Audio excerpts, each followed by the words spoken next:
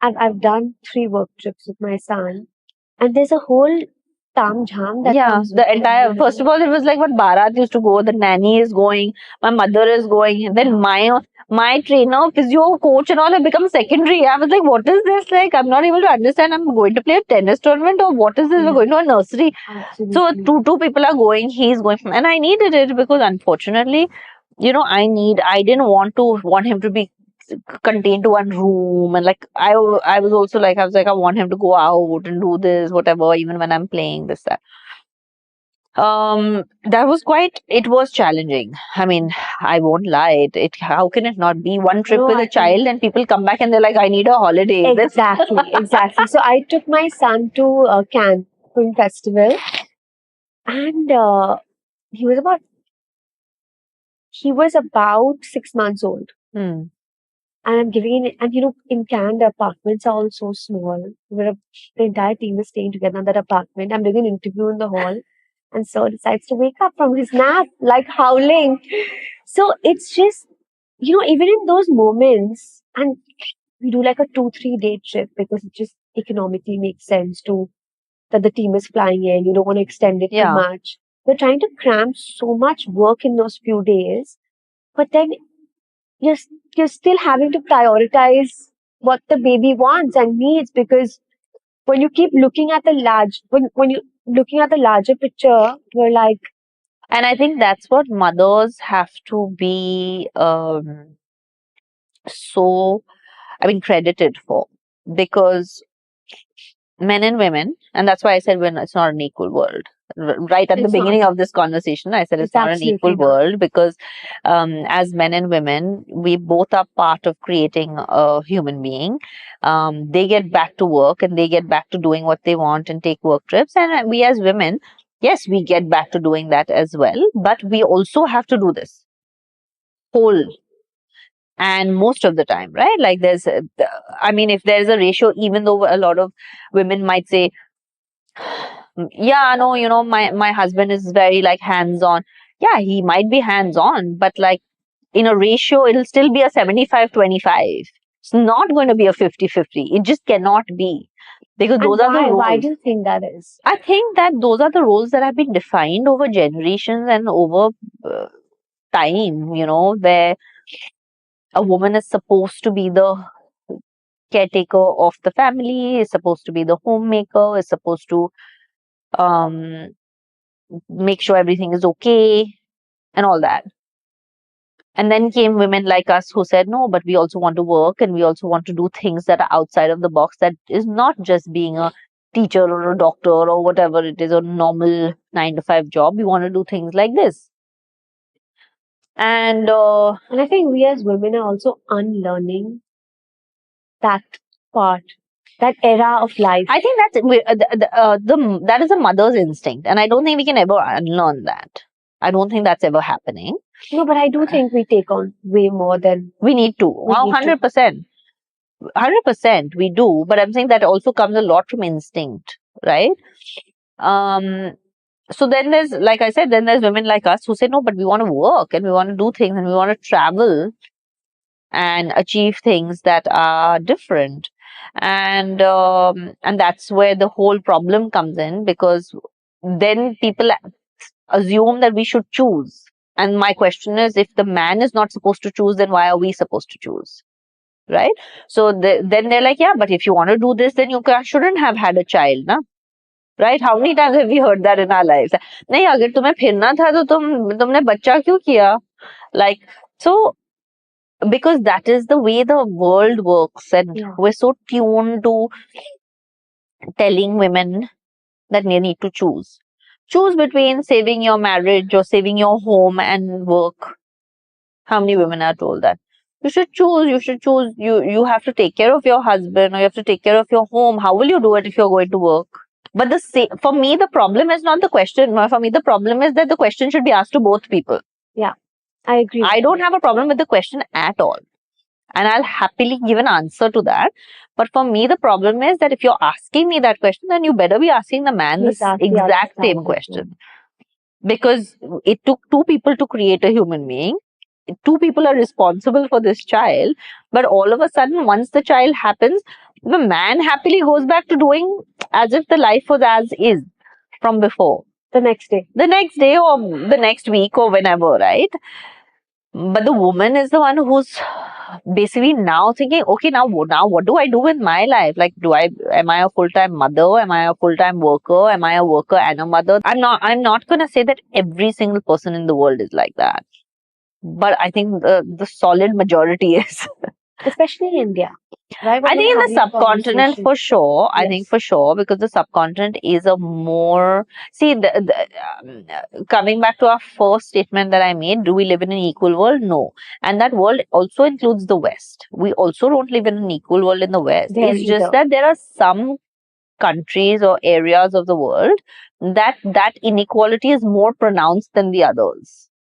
And unfortunately, there are some places, even within the country, where there's more, patriarchy than there's, let's say, in another part of the country. No, so the same way, it's the same in the world also.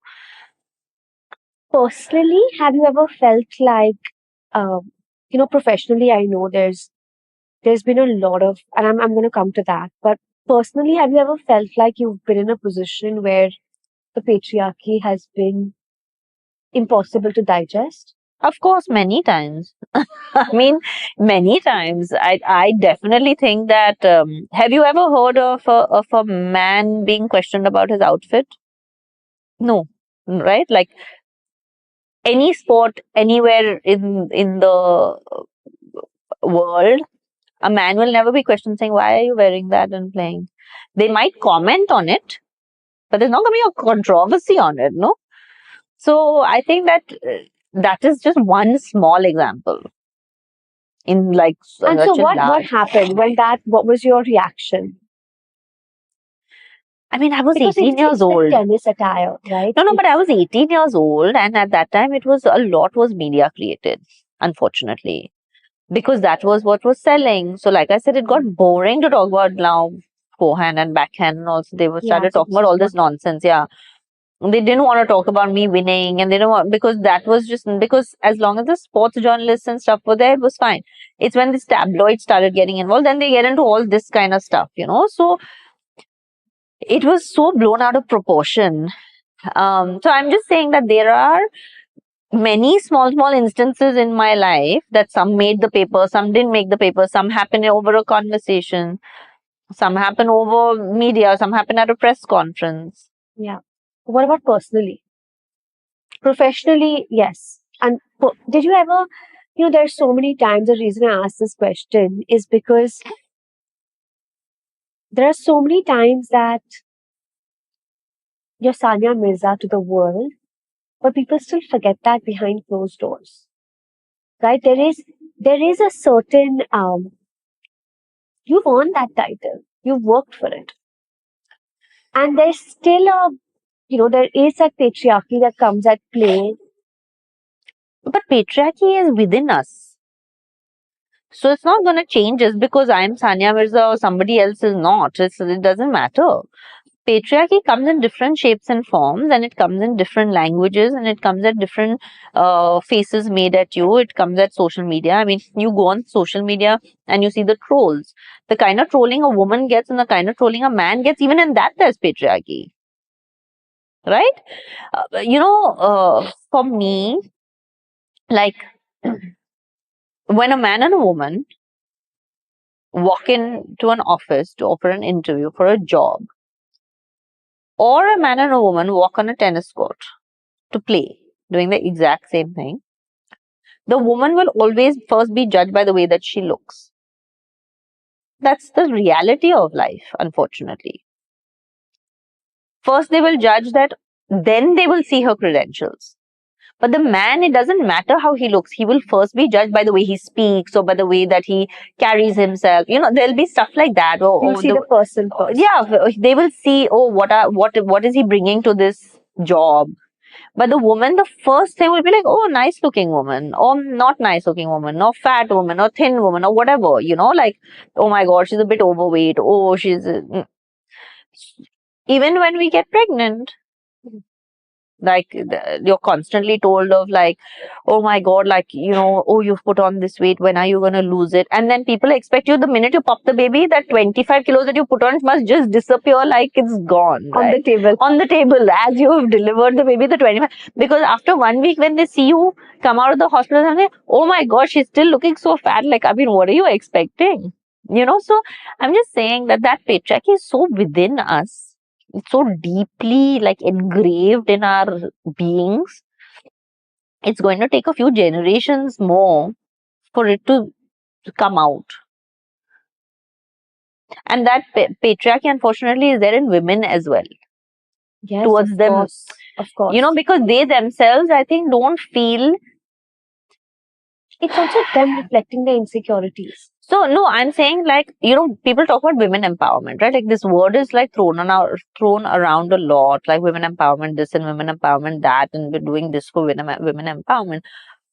But women, the empowerment of a woman comes from within. First and foremost, you have to feel like an empowered woman to be able to command the respect and equal treatment from other people, men or women. But if you only don't think that you are, you deserve it, Deserving of it. if you're not deserving of it in your own mind, how is somebody else going to give you that? Right? So, coming back to, if you get to be a content creator and you get to have a child, and so does your husband, let's say, for example, and he's not questioned for it, but you're questioned for it, saying, "Okay, but what do you do with your child?" How many times have you gotten, so what do you do with your child when you're traveling? Has people asked you that? For me, they used to be like, "Aapka beta kahan hai?" I was like, "I'm in the supermarket, I don't need him on my hip." Like he's safe. You know, what does your son do when you're practicing? What does your son do when I said, some weeks I leave him. I leave him 1 week. You know, when I was playing, I would leave him with my mom here and there. And I'd be like, yeah, but I'm going only for a week. What? Who is he with? Oh my God. I'm like, he will survive. Like, I mean, you know, because the world is so fast to put us on this guilt trip of like, you're a woman and you're doing this. You're a woman and you're leaving your child. You're a woman and you're not taking care of the house. You're a woman.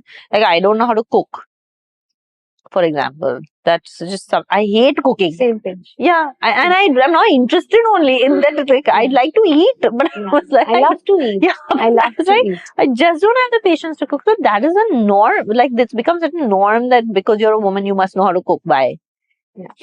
So it's so deep, there are, of no? course, I think society has these preconceived notions. Yeah. And set sort of norms, buckets, categories that I think we are needed to perform in. But I think there's that change. Like today, when exactly how someone's asking in the supermarket, I'm asked this question constantly, right? Like, where is he? What is he doing? When you're traveling, who takes care of him? I said, I'm married for a reason. I've had a child with a you know, partner for a reason as well. at the time when I was playing, I was married, and so many times, like, there would be, because Izan's father also played cricket, which involved a lot of travel, you know, and obviously predominantly he would be with me traveling because obviously he was younger. And if I would leave him for a week and go, like, I've had people question me, and I was like, why? I said, when was do you know the last time that his father saw him? It was 6 weeks ago. Why aren't you questioning him? So I'm saying it's not that that's a wrong thing. He's doing his job. You know, there's no problem with that. But my problem with the question is it needs to be two ways. That is my only thing. I'm like, you question. There's no issue. But if you're questioning me or questioning a woman, then you make sure that same question is for the guy. You know, so now we will have to have many millions of these conversations for it for it to just normalize, right? Yeah. I think it's about that one person hearing this and asking the man this question. And I think that's where the change begins and continues to follow through. Yeah, and I think that having said all of this, I think that the change has begun. I think there are more and more people and more men, especially, who are ready to take on that 50-50 rule. I just don't think they're enough yet. Because if they were enough, then the entire society would be. And I also don't think there are enough women who believe that that should be the case. Exactly. So it all goes hand in hand. That's why I said it's within us, because as women also we have to take the responsibility of bringing about change. And so many women don't have that expectation, Sania. Right? They don't have that. They don't agree for that to be the norm. They think that is the exception. Yeah. Whereas, So we are the exceptions. Yeah. We are the weirdos, right? Like we're the weirdos who are putting, like both of us who are sitting here right now and our kids are at home safe. But we are the weirdos But because not okay. yeah, we are the weirdos because we're sitting here and we have neglected them over the last 2 hours, right? Neglected them over the last 2 hours because we're here to work. Yeah. And when this starts to become normal, and I don't think that if we were two men sitting here, that question would even come up. It wouldn't even cross anybody's mind.